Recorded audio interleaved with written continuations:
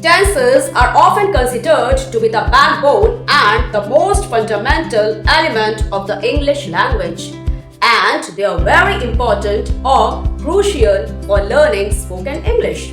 Why? Because if you are talking to other person, then it becomes very important to put up your words or sentences in proper time frame. If you are not able to do so, the other person would not be able to understand you correctly. So, it's very important to learn about tenses to make your speech or words clear, effective, and understandable. So, let's understand about kaal or tenses in both the languages, Hindi as well as in English, using one sentence only. Let's start from Vartaman Kaal or present tense.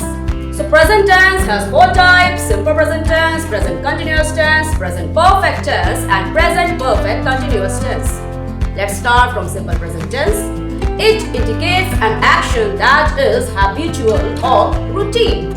Example, मैं बोलती हूँ. So that is my regular action, right? So in English, it would be translated as मैं, I, subject, right? And बोलती हूँ, that is regular action. So simply the first form of the verb speak. I speak, right? So next is present continuous tense. So present continuous tense, already the name describes in continuity. Okay, so that is going on. It indicates an action that is currently happening. मैं बोल रही हूँ. So बोल रही हूँ, that is currently going on. So in English, it would be I am speaking. ing form, right? So first form of the verb speak plus ing form when the action is currently going. Fine. So next would be present perfect tense. It indicates an action that started in the past but continues up to the present. मैंने बोला है, right? I have spoken. The subject I plus has or have plus third form of the verb. So with I we use have. I have spoken. Spoken is the past participle or third form of the verb speak. So next would be present perfect continuous tense.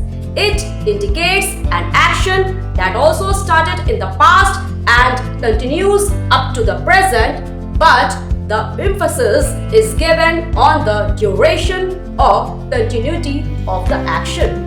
Right? मैं बोलती आ रही हूँ. I have been speaking. मैं बोलती आ रही हूँ. So with the subject here we would use has been or have been. बोलती आ रही हूँ. Plus again आ रही हूँ. Continuity is maintained over here also. So ing form with the first form of the verb. मैं बोलती आ रही हूँ. I have been speaking. Now let's talk about bhutkaal or past tense. Again, past tense has four types: simple past tense, past continuous tense, past perfect tense, and past perfect continuous tense. Let's start from simple past tense. It indicates a completed action in the past. Example, मैंने बोला. The subject मैंने, I, बोला. The action was completed in the past. So here it would be second form of the verb speak. मैंने बोला, I spoke. Right? Next would be past continuous tense. It indicates an action that was happening at a certain point in the past. Right? मैं बोल रही थी. Again the continuity was maintained. बोल रही थी. So it would be I was speaking. We would use was or were according to the singularity or plurality of the subject. Okay? And ing form of the verb, the first form of the verb speak with ing. Why? Because continuity is maintained over here. I was speaking. Fine. Next is past perfect tense. It indicates an action that occurred before another action in the past. मैंने बोला था. मैंने, the subject I, बोला था, had spoken. We would use had here plus third form of the verb speak. बोला था, had spoken. मैंने बोला था, I had spoken. Okay? Next is past perfect continuous tense. It indicates an action that started before another action in the past and continued up to that point. मैं बोलती आ रही थी, बोलती आ रही थी. Again, the continuity is maintained over there. बोलती आ रही थी, right? So again, ing form. But what would be the difference here? बोलती आ रही थी, that happened in the past, so it would be I had been speaking. मैं बोलती आ रही थी, I had been. We would use had been here plus ing form of the first form of the verb speak. I had been speaking. If you have any confusion regarding the difference in using has, have or had, I have already made a video on that. If you want, you may check. I'll provide the related links in the description as well as in the comment section. Now let's move to the Bhavishya or the future. Again, it has 4 types: simple future tense, future continuous tense, future perfect tense and future perfect continuous tense. Let's start from simple future tense. It indicates a planned or predicted action in the future. Example, मैं बोलूंगी, मैं the subject I, बोलूंगी, will or shall plus first form of the verb speak. So simply it will be I will speak, right? Next is future continuous tense.